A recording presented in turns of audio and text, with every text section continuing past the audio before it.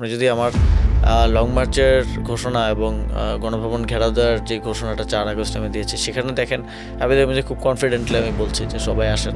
আগামীকাল 5ই অগস্ট সারা দেশের মুক্তিকামী জনতাকে ঢাকার উদ্দেশ্যে রওনা হওয়ার জন্য আমরা আহ্বান জানাচ্ছি। এত বড় একটা আন্দোলন আপনার কোন সময় মনে হয়েছে যে আর মনে হয় পারছি না, আর সম্ভব হবে না, বা এই আন্দোলন ব্যর্থ হচ্ছে কিনা?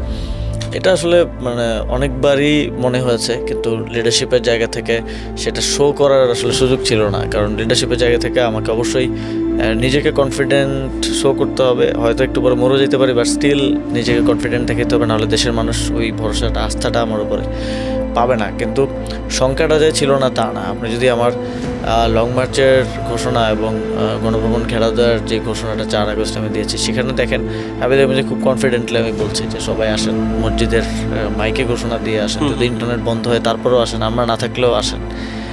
কিন্তু একই সাথে ব্যাক অফ দ্য মাইন্ড বা ঘোষণার আগে পরে কিন্তু এই ভয়টা এবং আতঙ্কটাও ছিল যে যদি কালকে কোনো কারণে আমরা ফেল করে যাই বা এটা সফল না হয়, যথেষ্ট মানুষ সাড়া না দেয়, না আসে, কিংবা সেনাবাহিনী সহ অন্যান্য বাহিনীরা গুলি করে, আমরা যদি ব্যাক অফ করতে হয়, তাহলে কি পরবর্তীতে কি হয়? নিশ্চিত মৃত্যু অথবা যে কোনো খারাপ পরিণতি আসলে করতে পারতো।